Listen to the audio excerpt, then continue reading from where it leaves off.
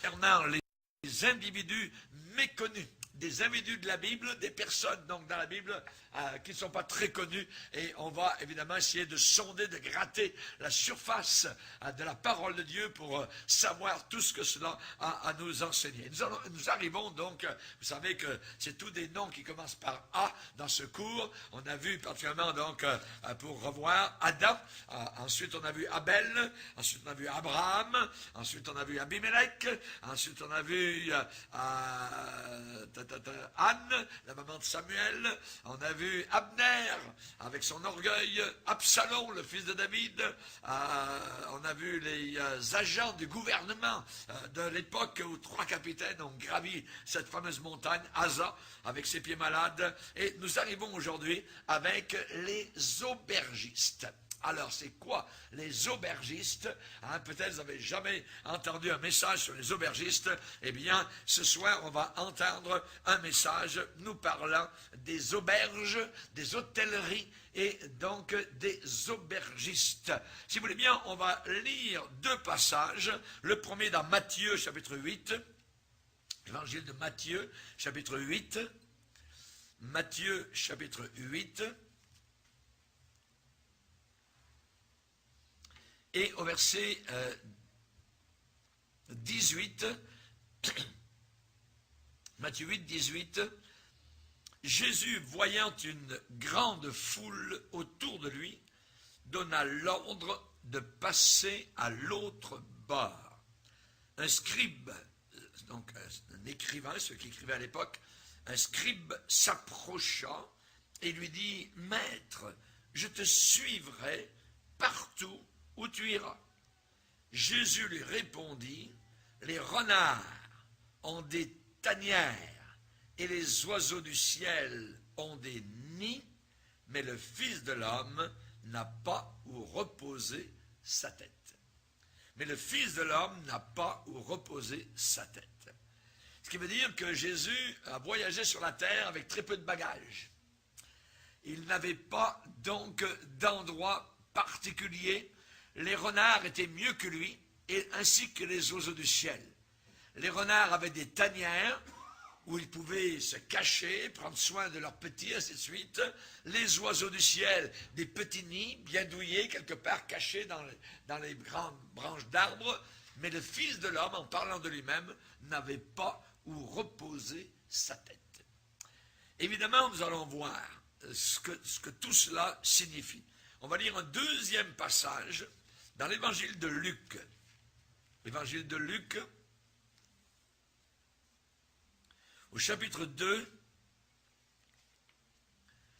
où il est dit, en ce temps-là, verset 1er, parut un édit de César Auguste, ordonnant un recensement de toute la terre.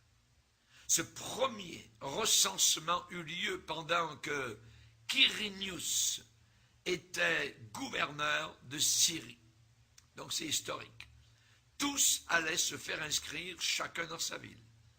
Joseph aussi monta de la Galilée, de la ville de Nazareth, pour se rendre en Judée, dans la ville de David, appelée Bethléem, parce qu'il était de la maison et de la famille de David, afin de se faire inscrire avec Marie, sa fiancée, qui était enceinte, et non pas de lui. Pendant qu'ils étaient là, à Bethléem, le temps où Marie devait accoucher arriva.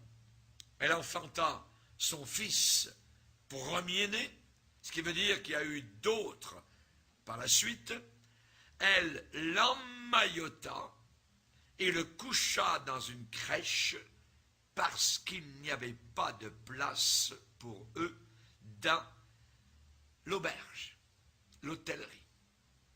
Et nous allons voir ce soir la différence entre la crèche et l'hôtellerie.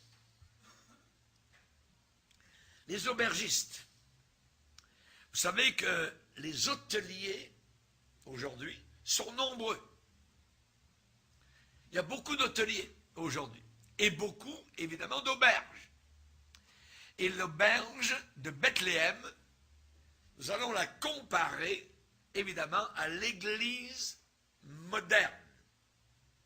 L'auberge de Bethléem comparée à l'église émergente, l'église actuelle. Les hôteliers, je l'ai dit, sont nombreux. J'ai été moi-même pasteur depuis maintenant une quarantaine d'années et je suis entré dans ces auberges. Je suis sorti aussi de plusieurs de ces auberges et plusieurs fois. Et un hôtelier, c'est une profession de responsable, Aujourd'hui, l'hôtelier peut avoir un fardeau qui peut aller jusqu'à des millions de dollars à cause de l'hôtellerie, l'auberge qui a été construite. On sait qu'il y a un autre passage dans la Bible qui parle de l'hôtellerie. Ici, c'est une petite hôtellerie, c'est une petite auberge. Et je suis un petit aubergiste. Amen. Et particulièrement, on va lire un passage dans Luc chapitre 10, où l'on voit où Jésus a raconté l'histoire de la personne qui avait été battue par les brigands, dans Luc chapitre 10, où il est dit, verset 30, Jésus reprit la parole et dit, un homme descendait de Jérusalem à Jéricho. Il tomba au milieu des brigands, et sont nombreux les brigands, aujourd'hui encore, qui le dépouillèrent, le chargèrent de coups, et s'en allèrent, le laissant à moitié mort, à demi-mort. Un sacrificateur qui, par hasard, descendait par le même chemin, ayant vu cet homme, passa outre. Ça veut dire qu'il ne s'arrête pas. Il voit, mais il ne s'arrête pas. Un lévite qui arriva aussi dans ce lieu, aussi un homme religieux, l'ayant vu, passa outre. Mais un Samaritain qui voyageait, étant venu là, fut ému de compassion. N'oubliez pas que le Samaritain, c'est Jésus. Ému de compassion. Lorsqu'il le vit, il s'approcha. Jésus s'est approché de nous. Et banda ses plaies, en y versant de l'huile, représentant évidemment le Saint-Esprit, et du vin, qui est un symbole de la joie. Puis il le mit sur sa propre monture, le conduisit, à quel endroit il conduit le Seigneur? À une hôtellerie, et prit soin de lui. Le lendemain, il tira 2 deniers, les donna à l'hôte, à l'aubergiste, et dit, aie soin de lui. Et ce que tu dépenseras de plus, je te le rendrai, quand ça, à mon retour. À mon retour.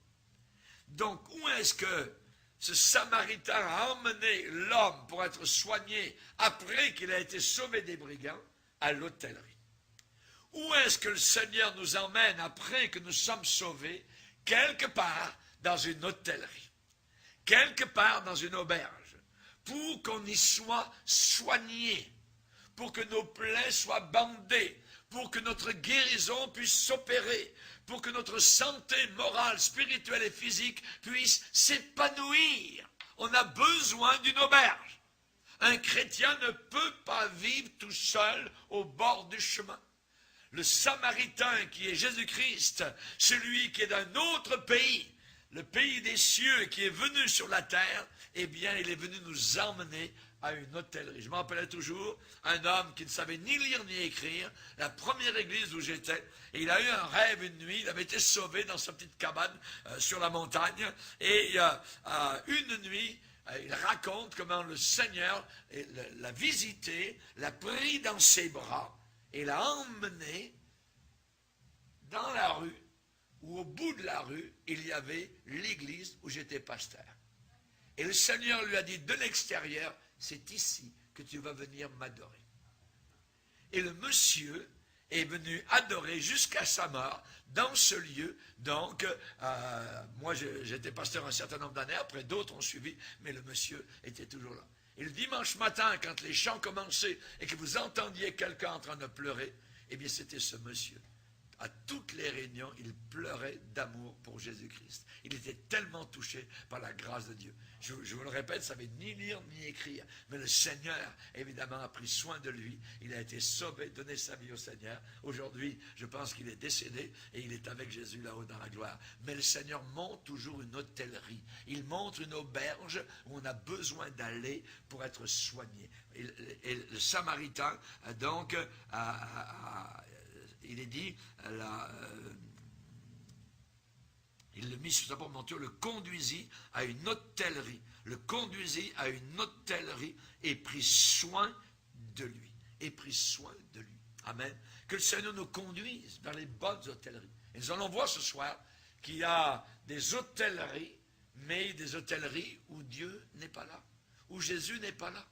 Et où Jésus, il est aux 20, aux 80, il est dans la crèche. Il n'est pas dans l'auberge de Bethléem. Il n'est pas dans certaines auberges aujourd'hui, grandioses, puissantes, grandes et impressionnantes. Il n'est pas là. Voyez, on parle de lui, tout ça, et nous allons le voir. Et évidemment, c'est un problème très grave. Nous avons besoin, évidemment, de savoir cela. Et aujourd'hui, tous ces gens-là qui ont des projets de multimillionnaires, tout ça, eh bien, les hôteliers ont des pressions inimaginables où, je dirais quasiment, ils sont, à cause de ces choses-là, font des compromis par rapport à leur message, par rapport à la parole de Dieu, pour avoir l'argent des membres pour payer l'auberge. Voyez? Alors ils ne regardent plus. Évidemment,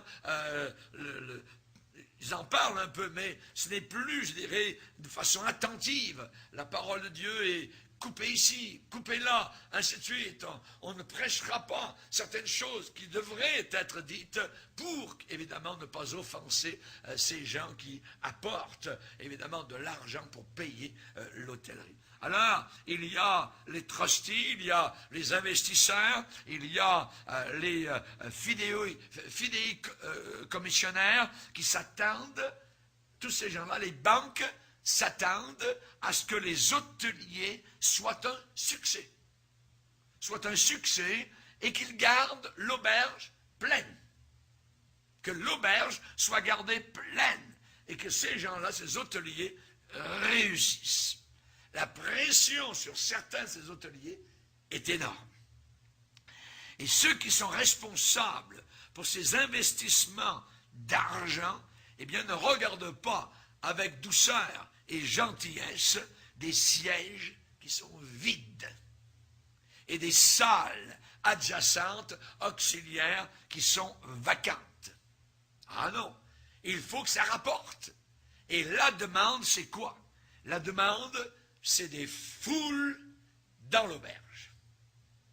Des foules dans l'auberge. Et un bon retour financier pour le crédit, pour les avances financières et les dépenses. C'est ce qu'on attend de ces gens-là.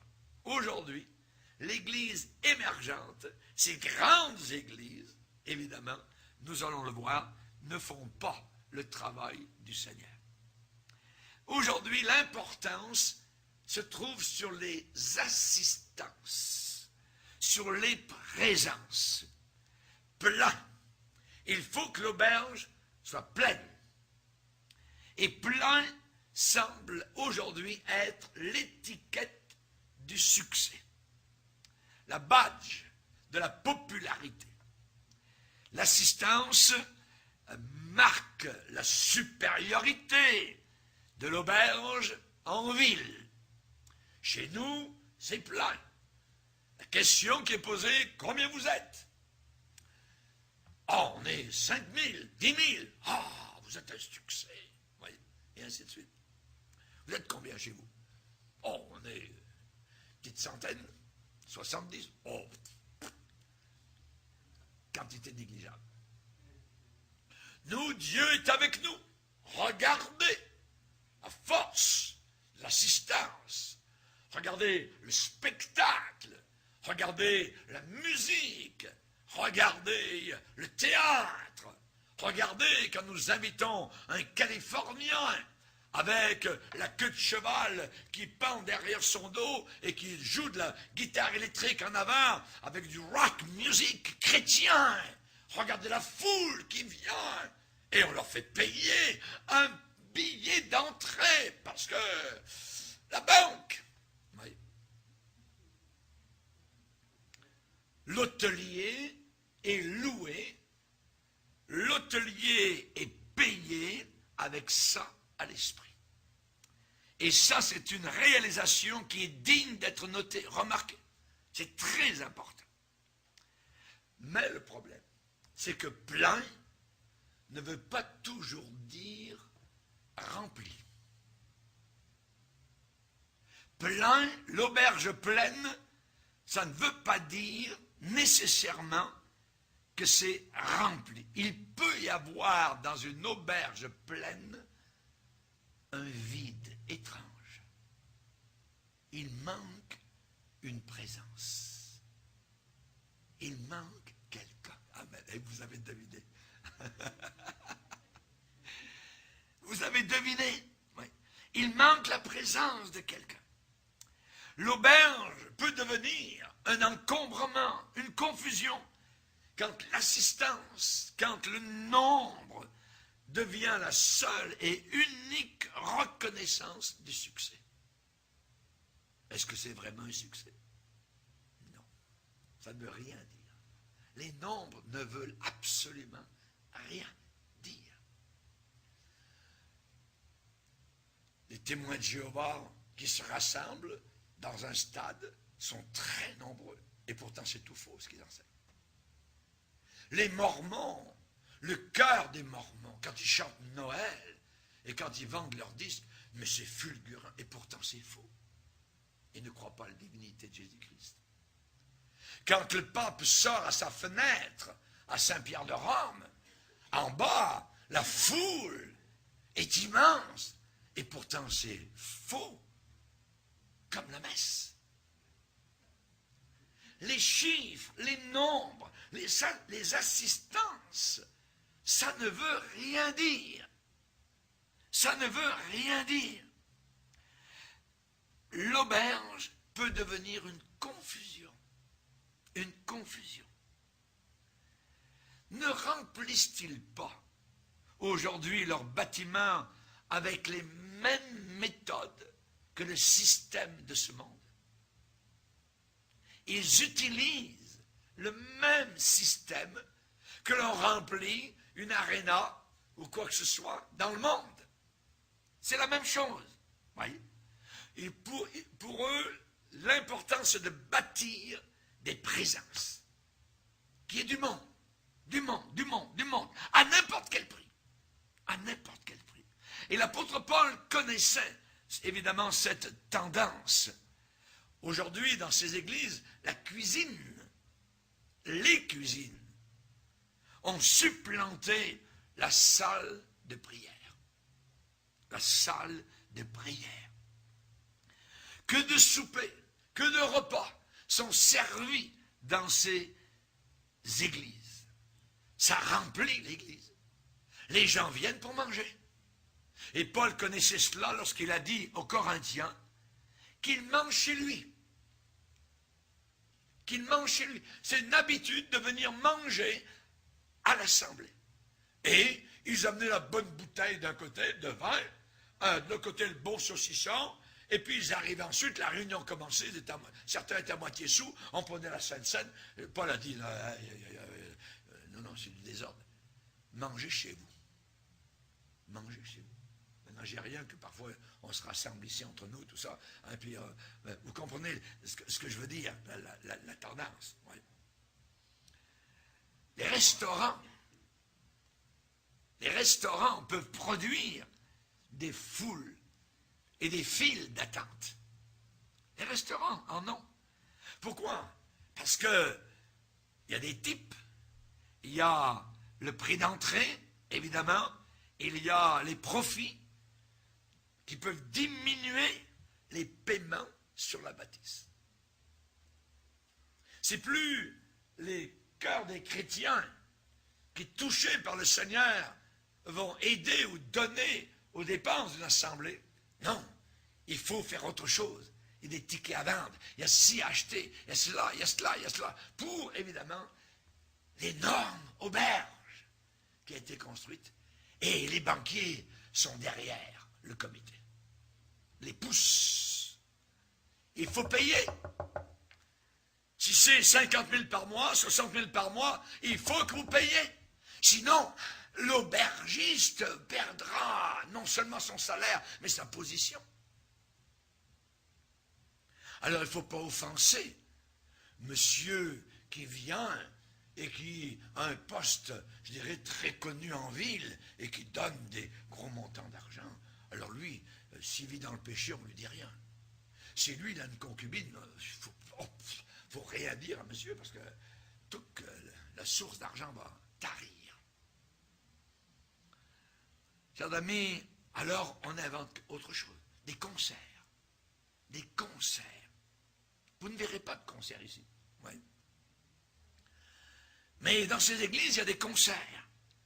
Des concerts, des comédies musicales, des chorégraphies, voyez, hein, ainsi de suite, des mimes, du théâtre, tout cela. Hein, et même si c'est amateur, eh bien évidemment, le prix d'entrée, parce que maintenant il faut payer à l'entrée de l'auberge. Le prix d'entrée est plus bas parce que dans les auberges d'Hollywood, c'est très cher. Mais les auberges du Seigneur, on fait ça à l'amiable. Oui. Et finalement, tout cela remplit l'auberge de bonne humeur, tout ça, de camaraderie. Et les officiels sont satisfaits. L'auberge est pleine. L'auberge est pleine. Vous voulez danser? Pas de problème, on va danser. Mais on mettra de la musique chrétienne. Mais c'est la même convoitise dans le cœur. Le serpent est encore là. Et c'est là, je dirais, qu'elle n'a pas l'hameçon. C'est vrai qu'il peut y avoir de temps en temps dans ces auberges une mention du nom de Jésus. Oh, on dit le nom de Jésus.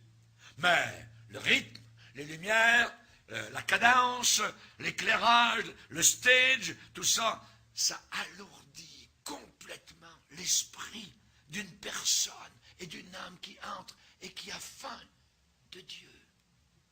L'âme n'a pas faim de concert. L'âme n'a pas faim de voir quelqu'un danser et se dandiner en avant. L'âme a faim de la parole de Dieu. Cette âme a faim de Jésus. Parlez-moi de Jésus. C'est ce que son cœur est en train de crier. Mais il entend le nom, ou elle entend le nom de Jésus ici et là prononcé, mais oh, c'est comme un nuage qui passe et aucune pluie ne tombe. La personne repart, ressort. Oh, il y avait une grande foule. Mais c'était étrangement vide. La personne repart, le cœur vide. L'auberge. Pas de place. Pas de place pour Jésus.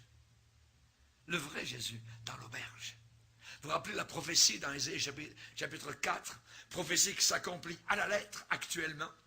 Ésaïe chapitre 4, c'est une prophétie pour actuellement, pour la fin des temps, où il est dit au verset 1er, 7 femmes saisiront en ce jour un seul homme, les 7 femmes représentant les églises, un seul homme, c'est Jésus-Christ, et diront, nous mangerons notre pain. Pas ton pain, notre pain. Et nous nous vêtirons de nos habits. Pas tes habits, pas ta justice, nos habits à nous. Fais-nous seulement porter ton nom. Enlève notre opprobre. Aujourd'hui, tout ce qui s'appelle chrétien, souvent veut dire crétin.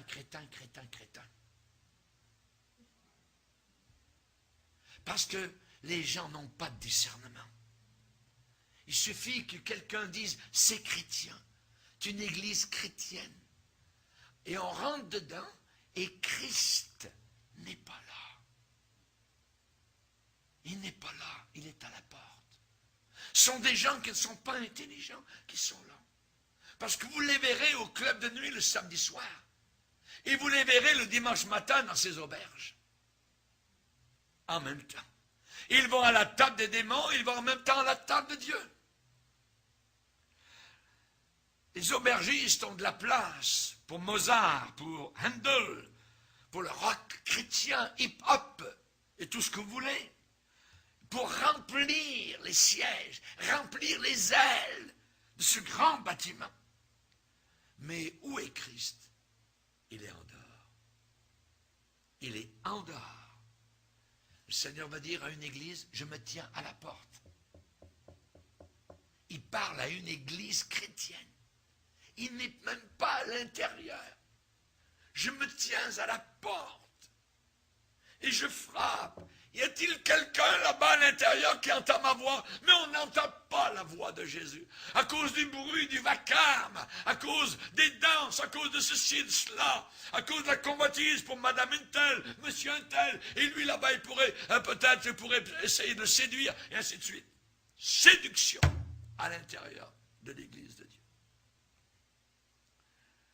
Plus que ça, pour avoir les foules, l'auberge pleine, on pourrait peut-être faire un peu de sport. Alors on va organiser ça. Et certaines de ces grandes églises organisent évidemment le sport. Côté santé, voyez, ça augmente aussi le trafic des foules. Il y aura plus de monde. Et pourquoi pas, on pourrait faire un peu de yoga chrétien. Mais il n'y a pas yoga sans occultisme. Il n'y a pas occultisme sans yoga. Le yoga, c'est l'adoration de Satan et des démons. Faites le vide, tout ça. Et vous allez voir, tous ces gens qui ont commencé du yoga ont fait des dépressions. Ça commence à rentrer, le yoga chrétien, dans les églises. Alors l'homme de Dieu, l'évangéliste évidemment, qui voyage et qui réveille, qui secoue, qui donne un coup de pied dans les fourmilières et il demande une série de réunions dans ces églises pour prêcher l'évangile. Pensez-vous qu'il va être accepté? Pensez-vous qu'on va lui ouvrir grand les portes? Monsieur l'évangéliste, rempli du feu de Dieu, rempli de l'esprit de Jean-Baptiste, eh bien tu vas trouver difficile d'arriver à placer une série de réunions à la bonne vieille manière, où les gens venaient en avant à la fin des réunions, pleurer devant Dieu, se repentir de leurs péchés et recevoir la puissance du Saint-Esprit avec le parler en d'autres langues. Oh non, monsieur l'évangéliste, ça ne marchera pas beaucoup dans ce genre d'église-là. Pourquoi? Parce que tes réunions, monsieur l'évangéliste, vont déranger. Déranger quoi? Vont déranger le programme. Le programme. Le programme est devenu un nouveau Dieu dans ces églises. Tout est programmé. Pas de place dans l'hôtellerie pour un mouvement de l'esprit. Pour un mouvement de Dieu. Pour un mouvement du Seigneur. Oh non! On a imprimé le bulletin. Ça commence à telle heure dimanche matin, à telle heure, à telle heure, à telle heure, à telle heure, à telle heure. Et il faut que ça finisse. À telle heure absolument. Et on a vu des pasteurs venir prêcher. Et on leur a dit, oui, c'est bien, on connaît votre ministère, mais on va vous donner dans le programme 10 minutes le dimanche matin. 10 minutes. La béquée. Un peu de pablum. Pensez-vous que c'est chrétien votre fort? Jamais de la vie. Jamais. Chers amis, les réunions de monsieur rempli du Saint-Esprit vont déranger le programme. Ça va déranger les tournois, ça va déranger les horaires de basketball, ça va déranger les équipes de bowling, ça va déranger les programmes d'exercice, parce qu'il y a des salles adjacentes où on peut faire de l'exercice, tout ça, et ainsi de suite. Les appâts sont populaires. C'est tous des appâts. Pourquoi? Pour avoir les foules, pour avoir l'argent, pour avoir la popularité. Le parking arrive en première place. Ce n'est plus chercher Jésus premièrement, non. Le parking est très, très important. Il faut qu'il soit plein. Il faut qu'il y ait des centaines, des milliers de voitures. Regardez le succès. Le parking. Et ainsi, l'aubergiste en chef sera gratifié. Oh, comme c'est beau, le parking est plein. Mais est-ce que l'église est remplie? C'est différent. Personne ne pourra pas dire que dans cette auberge, il n'y a pas de succès. Personne ne pourra pas dire que le pasteur n'est pas un gagnant, un winner, une réussite, un vainqueur. Vous savez, les nouvelles se répandent très très vite. Et là-bas, vous savez, il y a des foules, ils sont nombreux. Regarde dans ton église, c'est tout petit, tout ça. Vous vous ennuyez, vous avez juste la manne, la parole de Dieu. Le pasteur se prépare le matin, tout ça. Et il vient pour un paquet de petites brebis qui bêlent, tout ça. Mais regardez-nous, on a les programmes. Programmes pour les mariés. On a un programme pour les mariés une deuxième fois. On a les programmes pour les divorcés. On a les programmes pour les divorcés une troisième fois. On a les programmes pour ceci. On a les programmes pour ceux qui vont mourir, pour ceux qui vont naître. On a les programmes pour le baptême. On a les programmes. On a des programmes. On a beaucoup de programmes. Vous n'avez pas de programme, vous.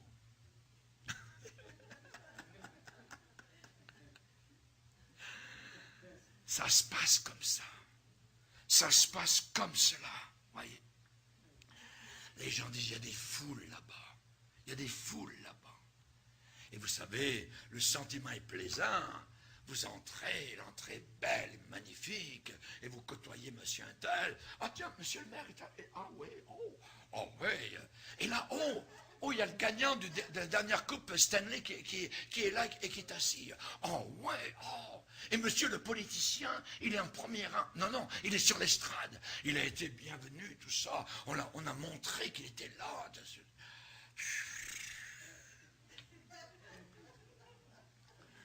Il n'y avait pas de place pour eux dans l'hôtellerie.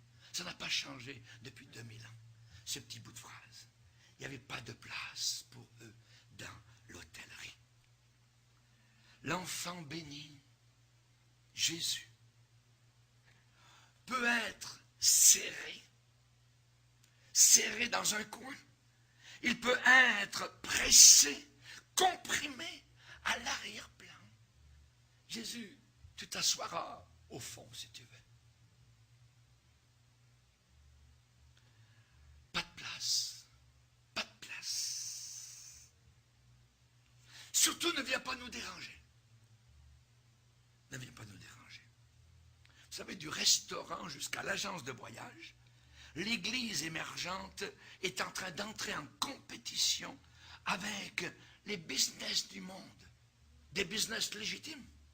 Mais tout d'un coup, l'Église est devenue une business. Tiens. Et cette Église demande trop souvent plus de fonds pour ceci, plus de fonds pour cela, pour s'étendre, pour chercher à avoir une plus grande assistance. Les priorités sont très mal placées. Très mal placées. Alors, pour Jésus, on lui a dit, désolé, c'est plein. Désolé, c'est plein. c'est l'histoire de sa résidence ici-bas sur terre. Pas de place pour toi. Pas de place pour toi. Et à l'époque où Jésus était sur la terre, c'était aussi, le monde religieux était devenu une grande business. Les prêtres se baladaient dans leurs belles robes, sous les arches du temple à Jérusalem, dans la grande cour. Et il y avait un remue-ménage. C'était comme un marché. Il y avait les belles mains, il y avait les crottes, et il y avait le cliquetis de l'argent et tout ça. Et un jour, Jésus est entré là. Il a vu ça. Oh, oh. Et il a commencé à faire une tresse. Une tresse. Et vous savez la suite. Il a pris la tresse. Et il a chassé les vendeurs du temple. Aujourd'hui, l'église émergente est devenue une caverne de voleurs, de brigands, de politiciens, de mécréants, qui se cachent sous l'aspect respectable de la Bible. C'est le meilleur endroit pour se cacher. C'est le meilleur endroit au monde. Si quelqu'un veut se cacher, qu'il rentre dans une église en gardant son péché. Meilleur endroit. Caverne de brigands, de voleurs, d'hommes sensuels, convoitises, tout ce que vous voulez.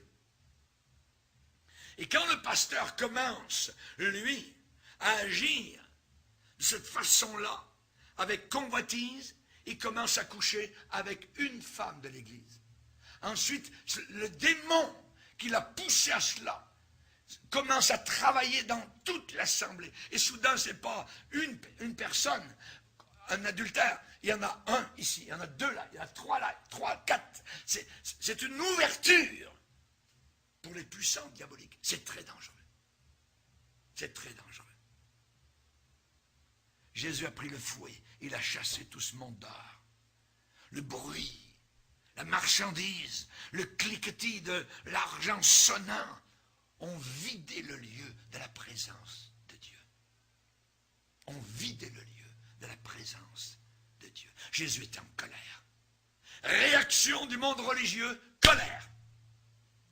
Eux aussi sont en colère, vraiment mécontents, indignés, opposés au réveil spirituel. Opposés.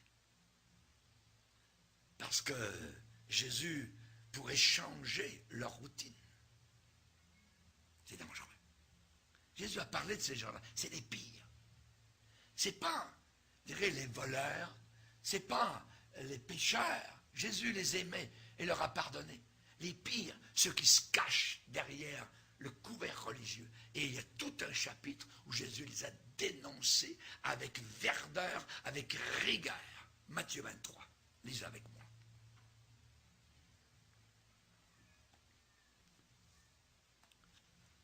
Matthieu 23.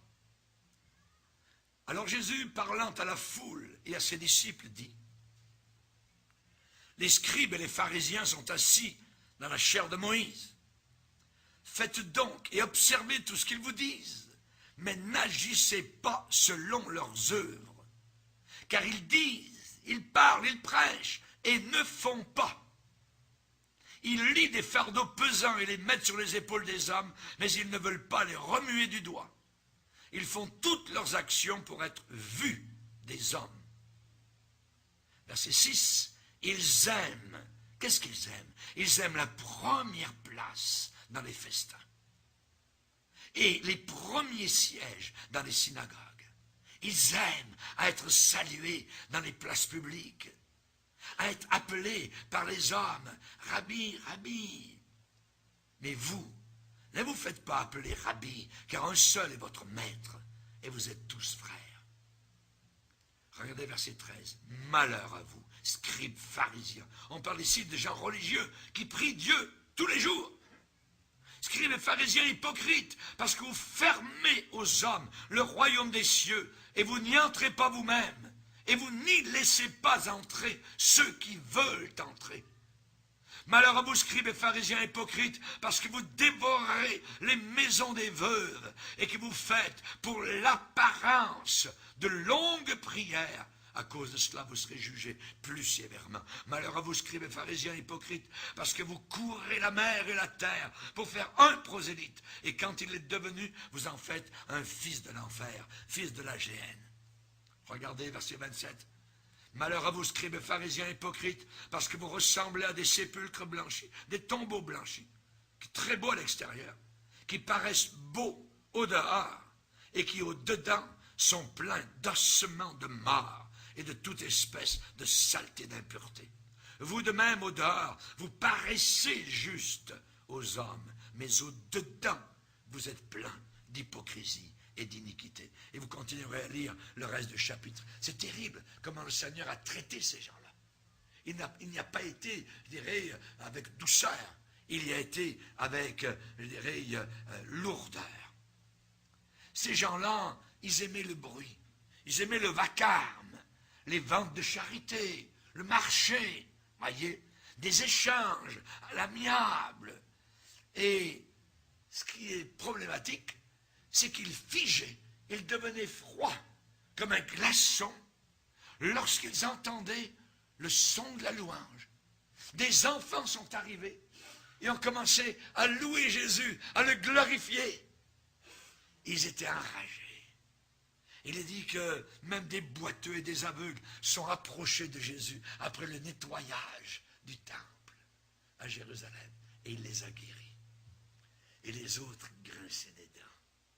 Déjà les grincements des dents de l'enfer. Chers amis, attention. La voix de la foule, c'est la voie la plus facile. Affichée à l'entrée. Plus de place.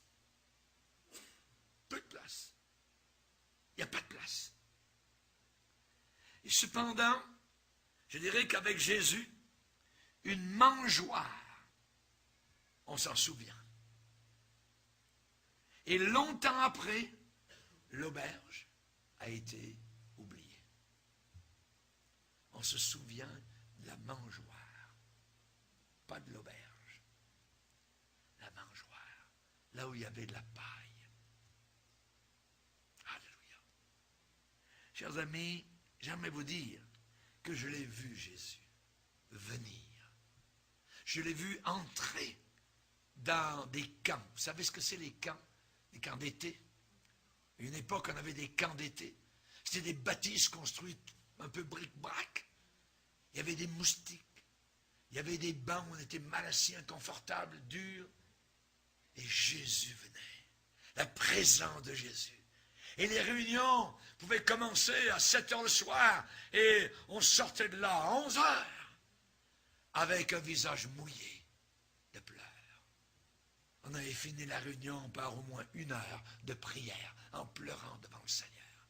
Il était venu, il vient, Jésus. Le Jésus de la mangeoire, le Jésus de la paille, le Jésus du dehors, celui qu'on ne veut pas, celui qui dérange.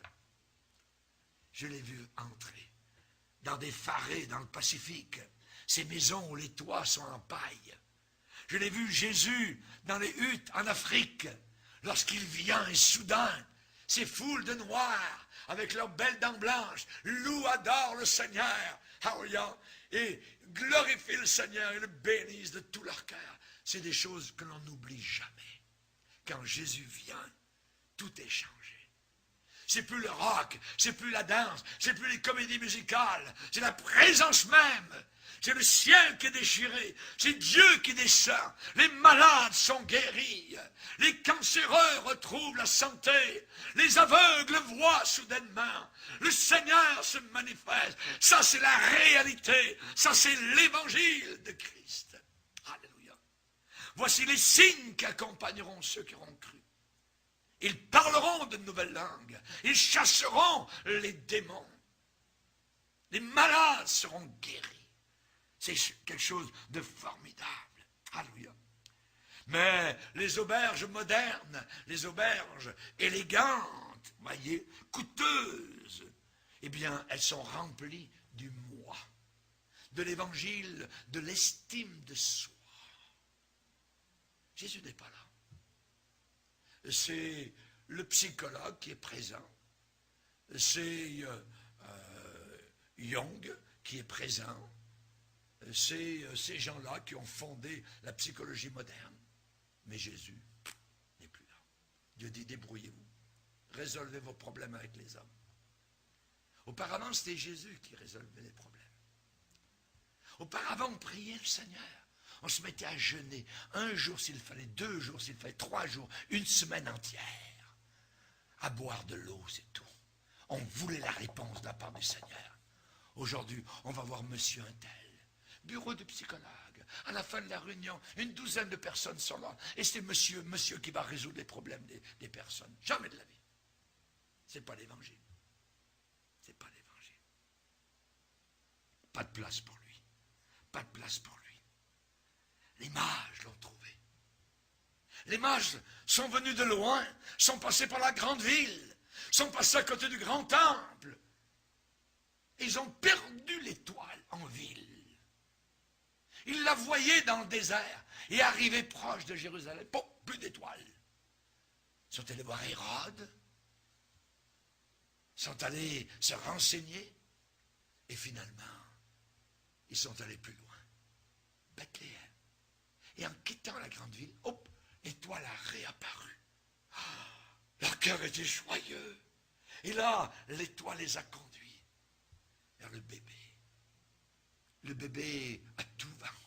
Bethléem.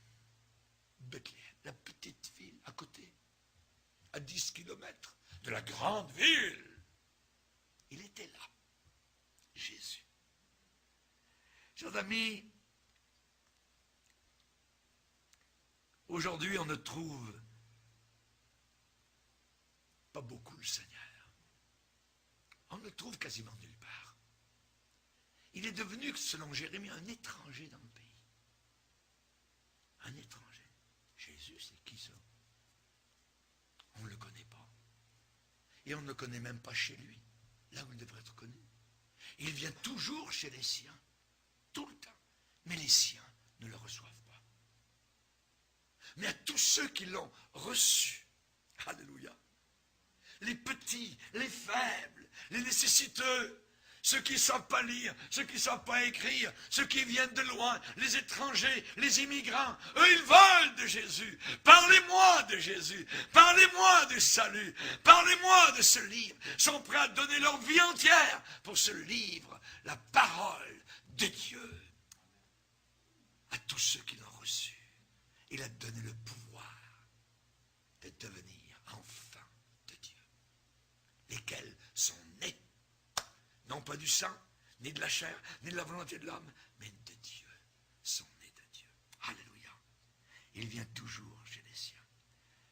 J'ai vu Jésus bénir dans des réunions de maison. J'étais jeune pasteur, j'ai fait des réunions de maison, on était 3-4. Mes amis, on ressortait de là avec des ailes aux pieds. C'était merveilleux, la présence du Seigneur. J'ouvrais la Bible sur la table de la cuisine et je prêchais comme s'il y avait 10 000 personnes devant moi. Alors, les gens étaient bénis, il y avait quelques personnes, mais il venait là. Il était là, le Seigneur. Quelque chose de formidable. Alléluia. Dans les édifices de la mission qui sont construits avec des branchages, avec juste quelques feuilles, de palmiers, de branches, tout ça. Il vient là, le Seigneur. Il se sent à l'aise. Il est à l'aise. Chers amis, Jésus sait très bien ce que c'est que d'être rejeté. Il connaît le rejet. Il est un homme de souffrance. Il était sur la terre habitué à la souffrance. Semblable à celui dont on détourne le visage. On détourne le visage. Et l'apostasie, la pire chose qui peut arriver à une église qui se dit chrétienne, c'est de se détourner du visage de Jésus. On ne veut pas, viens pas nous déranger, viens pas nous parler de péché, viens pas nous parler de quitter la drogue, viens pas nous parler de quitter la cigarette, viens pas nous parler de quitter la méchanceté, le club, et ainsi de suite, la danse. On veut pas, on veut garder ces choses-là. Nous mangerons notre pain à nous, pas ton pain. Jésus ne porte pas beaucoup de bagages, il a dit les renards. Les renards ont des tanières, les oiseaux du ciel des nids, mais le Fils de l'homme n'a pas ou reposer sa tête. Voulez-vous me suivre? Voulez-vous me suivre? Évidemment, ces références, quand on regardait son passeport, eh bien, sur son passeport, il avait des noms pas très bien. Il y avait une ex-prostituée, Rahab. Imaginez. Ces références-là, on le ramenait à Rahab. Oh, on en voit une autre sur le passeport. Dans sa généalogie, une voleuse de Marie, Bethsabée. Tiens, il descend d'une femme adultère. Pour lui, il n'y avait pas beaucoup de suites d'hôtels comme Bénéine. Pour lui, il n'y avait pas beaucoup de complets. Il avait une tunique. Pour lui, il était le charpentier de Nazareth là-bas. Mais Nazareth, que peut-il sortir de bon de Nazareth?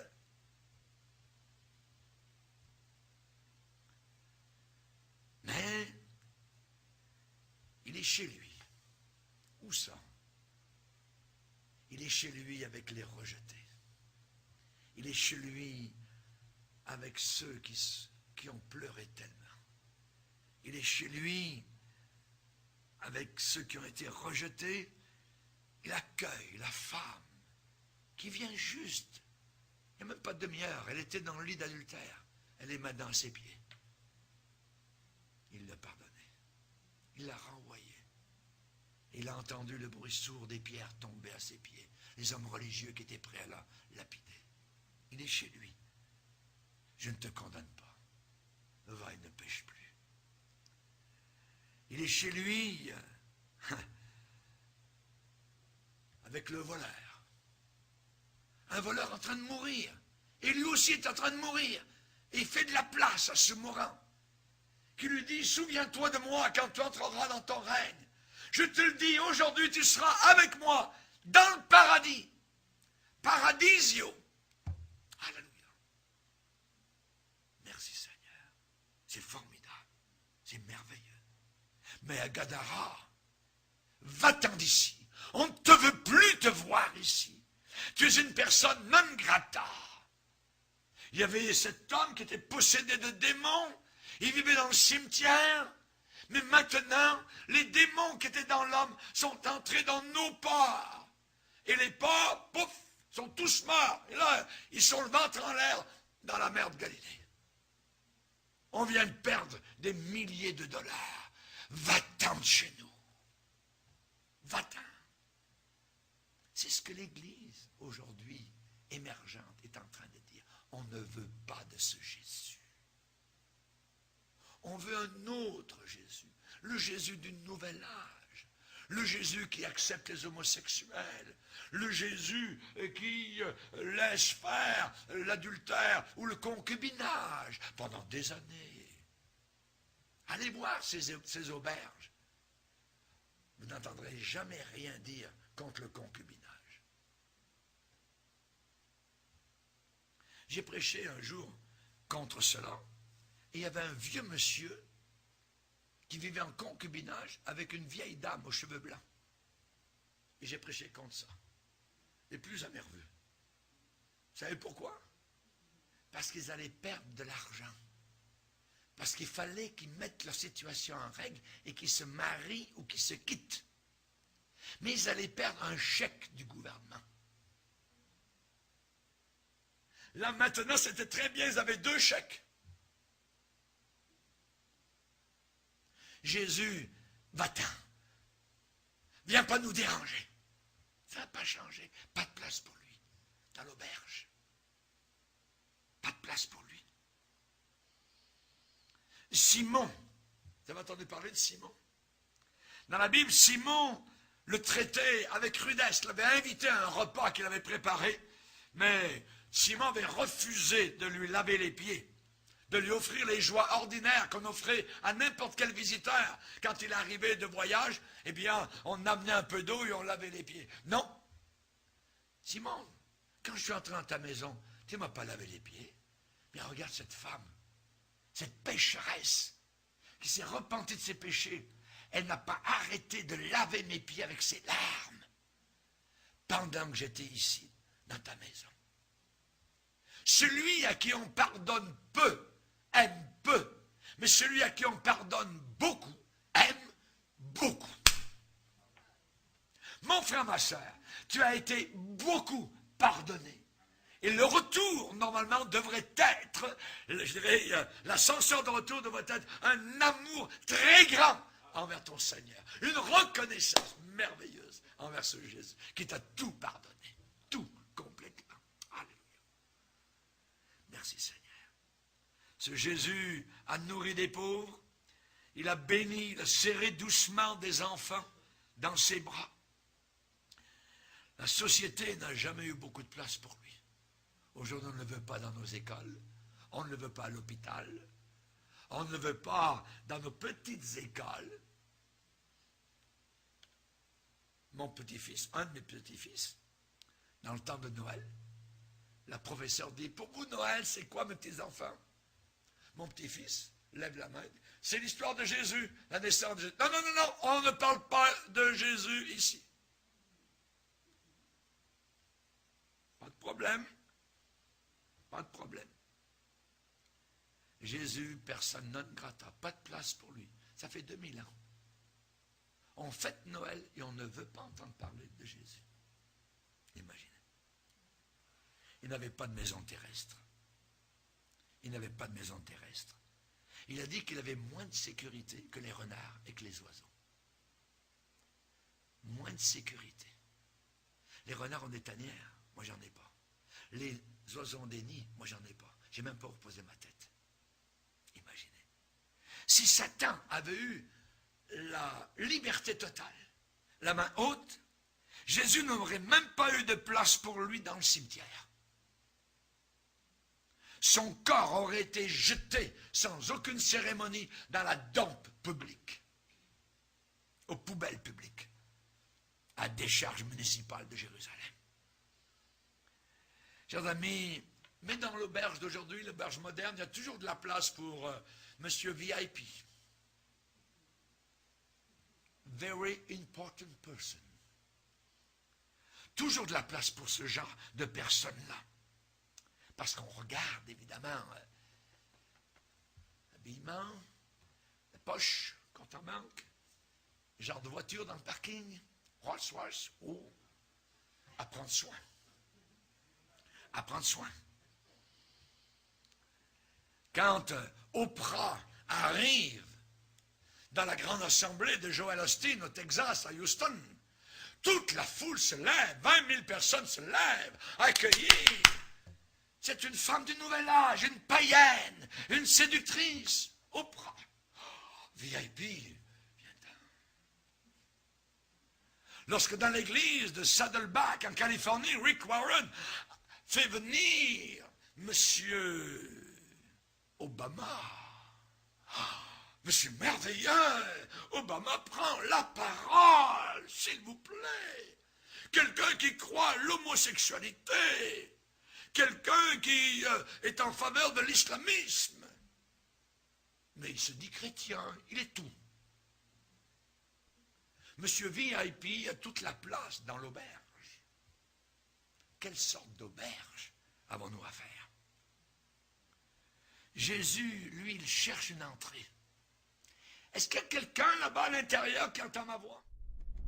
L'apparition de cet impie se fera par la puissance de Satan, avec toutes sortes de miracles, de signes et de prodiges mensongers, et avec toutes les séductions de l'iniquité, pour ceux qui périssent parce qu'ils n'ont pas reçu l'amour de la vérité pour être sauvés.